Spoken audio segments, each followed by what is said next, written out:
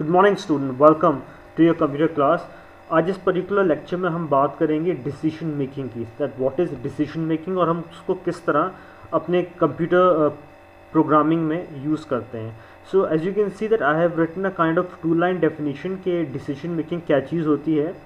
So it is a process of solving a problem where a computer can proceed further only if certain conditions are met. Basically इसका मतलब ये है कि अगर computer को कोई प्रॉब्लम को सॉल्व करना है तो वो तभी प्रॉब्लम सॉल्व हो सकती है कि जब कुछ कंडीशंस हैं, कुछ रूल्स हैं जो सेट करे गए हैं, वो उसको फुलफिल कर पाए, पूरा कर पाए, तभी वो प्रॉब्लम सॉल्व हो सकती है। वो प्रॉब्लम सॉल्व कैसे होगी कि कंप्यूटर को डिसीजन लेना पड़ेगा कि मैं यहाँ पर इस पर्टिकुलर प्रॉब्लम को सॉल्व करने के लिए व्हाट शुड आई डू। सो ऐसा कोई भी चीज़ जहाँ पर कंप्यूटर को कोई डिसीजन लेना है तो वहाँ हम जो हैं we use the thing as decision making, we call it basically decision making. तो उससे क्या होता है कि उस प्रॉब्लम को कंप्यूटर को सॉल्व करने के लिए जो भी सामने गिवन कंडीशंस हैं उसको जज करके जो भी सही कंडीशंस हैं वो बेसिकली फॉलो करनी पड़ती है to solve the given problem. So now let's move further. हमारा जो डिसीजन मेकिंग होता है उसके अंदर how basically it moves, a computer uses if else statement for decision. That means अगर कंप्यूटर को जो है ये डिसीजन मेकिंग करनी है to solve a given problem तो वहाँ पर वो इफ़ और एल्स दो तरीके के स्टेटमेंट्स होते हैं वो उसका इस्तेमाल करता है।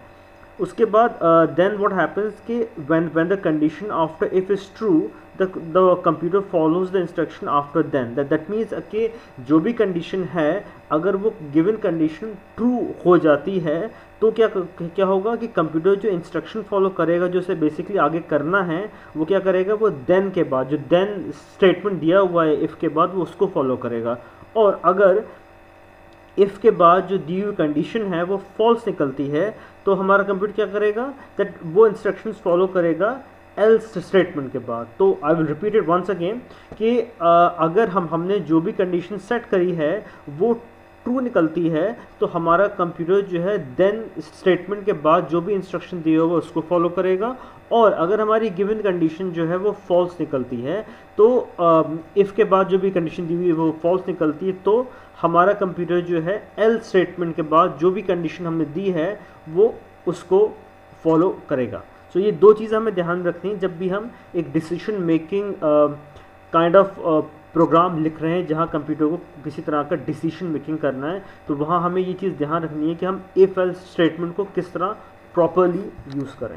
सो now what I will do that we will move to the next slide and there I have an example for you. So I will try to explain you कि अब आपके बेहतर तरीके से समझ में आए कि हम डिसीजन मेकिंग कैसे करते हैं।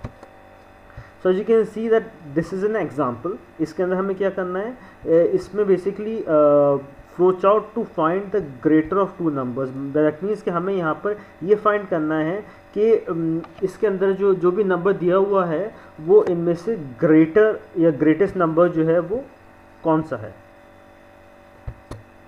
तो इस फ्लो चार्ट में आप ये देख सकते हैं कि मैंने इसकी जो शुरुआत करी है वो मैंने जो है स्टॉप बॉक्स जो है हमारा उससे करी है। बिकॉज एज यू नो, जिस तरह मैंने आपको लास्ट टाइम फ्लो चार्ट में एक्सप्लेन करा था कि हमारा जब भी फ्लो चार्ट में शुरू करता हूँ तो मैं स्टॉप बॉक्स जो है हमारा उससे शुरू करता हूँ। उसके बाद then we move to the next box जो एक्चुअली आपका इनपुट आउटपुट बॉक्स है। इसके अंदर मैंने दो वैल्यूज़ का इनपुट लिया, इनपुट ए और इनपुट बी, दो वैल्यूज़ लिए हैं। उसके बाद जो हूँ मैं आपका डिसीजन बॉक्स में आया हूँ। इस डिसीजन बॉक्स में मैंने लिखा है is A greater than B. Basically मुझे यहाँ पर ये पता करना है कि जो दो वैल्यूज़ मैंने ए और बी ली हैं क्या ए की जो वैल्यू है वो ज़्यादा बड़ी है बी के मुकाबले में। तो इसके अंदर अब क्या होगा, यहाँ पर आके मेरा कंप्यूटर बेसिकली डिसीजन मेकिंग करेगा। अगर ए की वैल्यू जो है वो बी से बड़ी है, मतलब ये कंडीशन ट्रू है कि A is greater than B, ये कंडीशन ट्रू निकलती है तो क्या होगा, इट विल मूव जो है वो बेसिकली मूव करेगा। यस मतलब ट्रू है तो क्या करेगा, ये प्रिंट ए करेगा, राइट। और अगर मेरी कंडीशन जो है वो ये फॉल्स निकलती है तो क्या हुआ, तो जो है ये हो गया नो, मतलब that means it is false, ये कंडीशन हमारी फॉल्स हो गई। तो उसके बाद जो सेकंड कंडीशन मेरे पास है वो क्या है, प्रिंट बी, राइट। तो मैं एक दफ़ा फिर से रिपीट कर देता हूँ कि इसके अंदर क्या क्या होगा कि ये जो है आपका is A greater than B, ये एक बेसिकली डिसीशन है। मुझे लेना है कि ये जो दो वैल्यूज़ हैं इसमें से बड़ी वैल्यू कौन सी है। तो ए ग्रेटर देन बी जो है वो अगर आपका में इसमें जो है ए की वैल्यू बड़ी निकलती है तो क्या करेगा, ये कंडीशन हो जाएगी ट्रू, मतलब येस हो जाएगा और ये ए को प्रिंट कर देगा, ए की वैल्यू को प्रिंट कर देगा। एंड अगर बी जो है वो जो है ए से छोटा नहीं बड़ा होता है, दैट मीन्स मेरी कंडीशन फॉल्स हो गई, मैं दैट मीन्स नो हो गया, तो ये यहाँ पर प्रिंट बी कर देगा। और आखिर में जो भी कंडीशन प्रिंट ए करे प्रिंट बी करे, उसके बाद आखिर में ये यहाँ पर आके स्टॉप जहाँ लिखा हुआ है वहाँ पर आके ये फ्लो चार्ट हमारा स्टॉप हो जाएगा, ये कंप्लीट हो जाएगा। तो ये बेसिकली एक एग्जांपल है जिसके थ्रू हम डिसीजन मेकिंग अच्छी तरह समझ सकते हैं। So now students, we have got another example for you. This time around, instead of using a flow chart, I have used an algorithm in which you can see that out here again we will be finding the greatest among the two numbers which are given.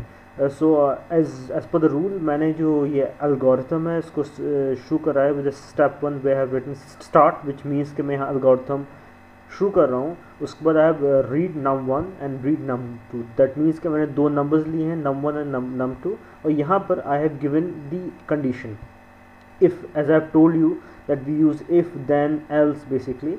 So here I have used the condition if num1 is greater than num2 then go to step 5, which what is step 5? Step 5 is basically print num1 is greater, else go to step 6. Step 6 है हमारा print num2 is greater. तो here what basically happening कि ये एक decision यहाँ पर ले रहा है by using if and else. If हमारी जो num1 is greater than num2 condition true होती है, then what will happen, it will go to then, और then के बाद जो भी चीज़ लिखी हुई it will follow that, और then के बाद क्या लिखा हुआ है, go to step 5, तो step 5 पे जाएगा और step 5 पे यहाँ पर क्या लिखा हुआ है, print num1 is greater, ये इसको प्रिंट कर देगा। और अगर मान लीजिए कि हमारी num1 is greater than num2 condition false हो जाती है तो वो क्या करेगा, वो जाएगा else के पास, वही दिखेगा else के बाद जो बेसिकली स्टेटमेंट दिया हुआ है वो क्या है, वो है go to step 6, जो कंडीशन दी हुई है वो है go to step 6। तो स्टेप 6 क्या है हमारा, प्रिंट num2 इज ग्रेटर, तो ये प्रिंट कर देगा कि num2 जो है वो ग्रेटर है। और उसके बाद हमारा लास्ट स्टेप है step 7 which is stop, which indicates कि हमारा यहाँ एल्गोरिथम ख़त्म हो गया है एंड एनी फर्दर हम यहाँ पर कोई और चीज़ इसमें ऐड नहीं करेंगे। So basically these were two example in which I had first used the flowchart, which is basically was given in your book, and I have also added an algorithm because I felt that you will be able to much understand better with algorithms, as it makes the things much clearer, I believe. So with this I am going to end this video, and I feel that with this algorithm you will be able to understand this decision making problem much better. और अगर आपको अगर कोई चीज़ confusion है और कोई चीज़ समझ में नहीं आती है, so you can always contact me and I'm surely going to help you with this video. Thank you.